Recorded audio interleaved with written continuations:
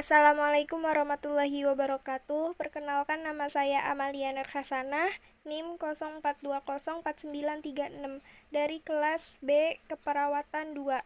Di sini saya akan menjelaskan atau menerangkan tentang pathway dari penyakit stroke. Nah, di sini kenapa seseorang bisa terjadi stroke? Karena gangguan peredaran darah pada otak yang berupa tersumbatnya pembuluh darah atau pecahnya pembuluh darah di otak. Nah, yang seharusnya otak tuh mendapat pasokan oksigen dan zat makanan, nah ini menjadi terganggu karena si otak ini kekurangan pasokan oksigen yang terjadi karena tersumbatnya pembuluh darah atau pecahnya pembuluh darah di otak. Nah, jadi dia itu memunculkan kematian pada sel saraf atau neuron. Nah, gangguan fungsi otak ini akan memunculkan gejala stroke. Nah, yang selanjutnya, stroke terbagi menjadi dua. Ada stroke hemoragik dan ada stroke iskemik. Stroke iskemik ini dia mengalami gangguan pasokan atau kekurangan darah yang membawa nutrisi pada oksigen yang disebabkan oleh penyumbatan pembuluh darah pada otak. Nah, penyumbatan pembuluh darah otak ini berupa plak atau timbunan lemak yang mengandung kolesterol yang ada dalam darah. Terus yang kedua ada dinding bagian pembuluh darah menebal dan kasar. Nah, penyumbatan pembuluh darah bisa terjadi karena dinding bagian dalam pembuluh darah menebal dan kasar sehingga aliran darah tidak lancar dan tertahan. Nah, bisa jadi ini tuh karena pembuluh darah besar atau pembuluh darah sedang. Nah, maka si darah itu berupa cairan kental yang terjadi gumpalan darah sehingga aliran darah makin lambat dan lama-lama menjadi sumbatan pembuluh darah. Nah, stroke iskemik ini terbagi menjadi 4. Yang pertama ada TIA atau transient ischemic attack. Nah, ini tuh berlangsung kurang dari 24 jam atau serangan sementara yang disebabkan oleh trombus atau emboli. Nah, yang kedua ada SIE. SIE ini atau stroke in evolution, gejala atau keadaan yang dimana terlihat semakin berat dan memburuk setelah 48 jam. Yang ketiga ada RIN atau Reversible Ischemic Neurological Deficit. Nah, ini gejala neurologis akan menghilang kurang lebih 24 jam. Biasanya penyakit ini akan membaik dalam waktu 24-48 jam. Yang terakhir ada Complete Stroke non-hemorrhagic. Nah, ini kelainan neurologis yang sudah lengkap, menetap atau permanen, dan dia tidak berkembang lagi bergantung daerah bagian otak mana yang mengalami infak. Nah, yang kedua ada stroke hemoragik. Nah, stroke hemoragik ini terjadi karena kebutuhan oksigen pada otak itu berkurang.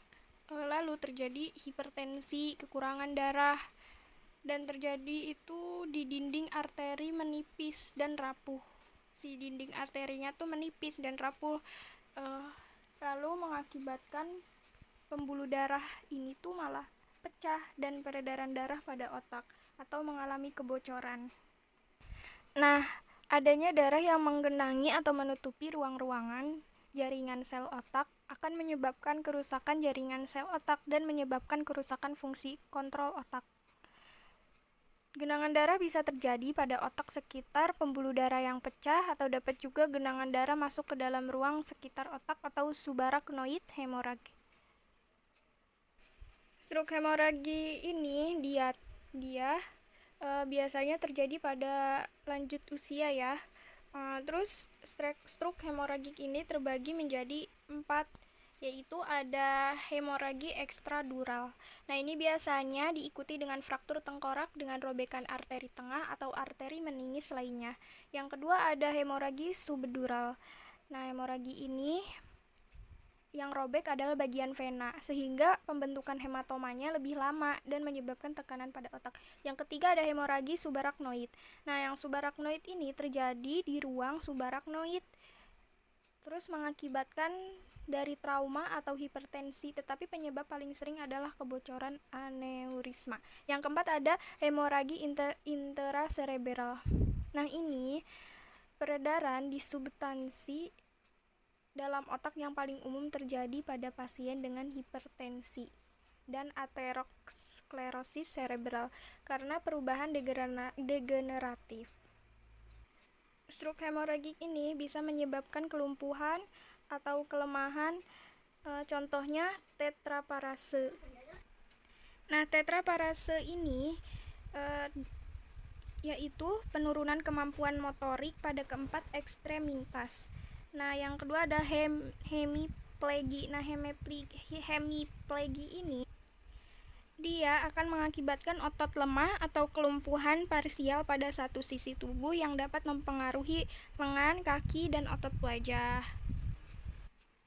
Nah, menurut Smeltzer dan Baer tahun 2002, stroke ini biasanya diakibatkan dari salah satu 4 kejadian, yaitu yang pertama ada trombosit atau bekuan darah di dalam pembuluh darah otak atau leher. Yang kedua ada embolisme cerebral, yaitu pembekuan darah atau material lain yang di bawah ke otak dari bagian tubuh yang lain.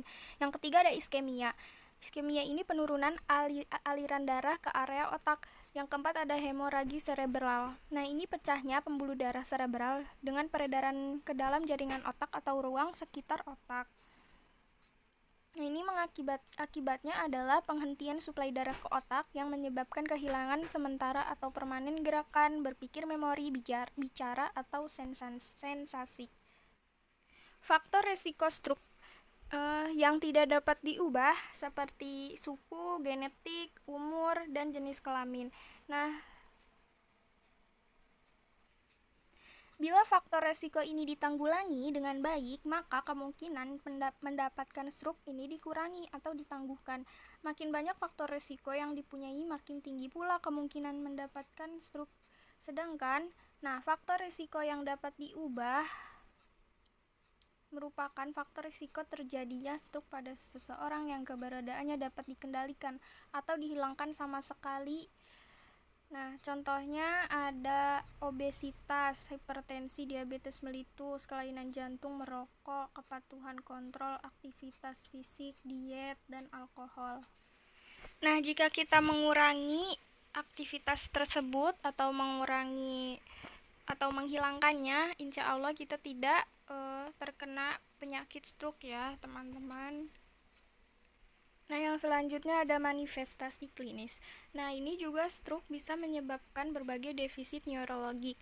Nah, contohnya ada defisit lapang pandangan. Nah, ini dia tidak akan menyadari orang atau objek di tempat, kehilangan penglihatan juga dia tuh. Terus kesulitan menilai jarak dan diplopia. Nah, yang kedua ada defisit motorik. Nah, ini dia akan memiliki kelemahan wajah, lengan, dan kaki pada sisi yang sama. Terus tidak bisa berjalan dengan lancar gitu. Terus kesulitan berbicara, kesulitan dalam menelan juga. Terus yang ketiga ada defisit sensorik. Nah, yang ini tuh dia akan sering kebas dan kesemutan pada bagian tubuh. Yang keempat ada defisit verbal. Nah, ini dia tidak mampu membentuk kata yang dapat dipahami dan juga dibicarakan. Terus yang kelima ada defisit kognitif. Nah, ini tuh dia akan kehilangan memori jangka pendek dan jangka panjang, penurunan lapang perhatian. Terus dia juga akan mengalami kerusakan kemampuan untuk berkonsentrasi. Terus yang keenam ada defisit emosional. Nah, dia akan kehilangan kontrol diri, labilitas emosional, penurunan toleransi. Terus dia akan depresi, menarik diri, rasa takut yang bermunculan gitu. Terus ada perasaan isolasi. Oke, baik, segitu saja dari saya. Mohon maaf bila ada kesalahan kata atau pengucapan. Kurang lebihnya mohon maaf. Sekian dari saya. Wassalamualaikum warahmatullahi wabarakatuh.